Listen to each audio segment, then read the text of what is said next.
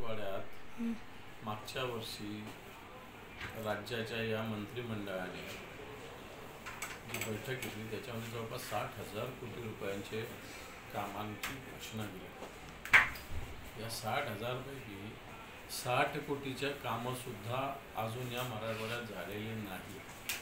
सर्वेक्षण जे आहे कोकणातून पाणी मराठवाडा वॉटर ग्रीडच्या माध्यमातून मराठवाड्यात याच्या सर्वेक्षणाला सुद्धा 50 कोटी सरकार देऊ शकलेलं नाही।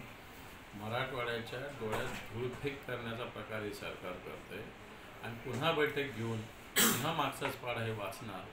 मी या सरकारला आव्हान करेल की मागच्या वर्षीच्या घोषणा केल्या होत्या त्याचा आधी हिशोब द्यावा, मगच मराठवाड्यात यावं। मोदीजी या महाराष्ट्रात आलेले आहेत, पुन्हा एकदा महाराष्ट्र द्वेषाचंच काम करत आहेत। या महाराष्ट्रातील कोळी बांधवांनी सातत्याने या वाढवण बंदरांना विरोध केलेला आहे।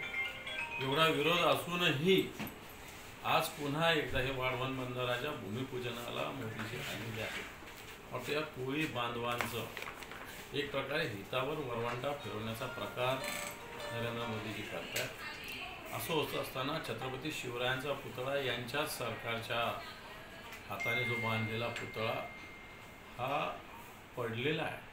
म्हटलं छत्रपती शिवरायांचा पुतळा याचा जर सगळे व्यवहार बघितले तर आधी वर्क ऑर्डर, नंतर टेंडर, 2,40,00,000 रुपये पुतळ्याला आणि यांचे हेलिकॉप्टर उतरायला 2.25 कोटी रुपये, असा नुसता भ्रष्टाचाराचा विळखा या ठिकाणी घातलेला होता। आणि मला वाटतं अतिशय उशिरा माफी मागितली, पण तो माफीनं या ठिकाणी माफी नसते, छत्रपती शिवरायांचा आहे, माफी बिलकुल नसते।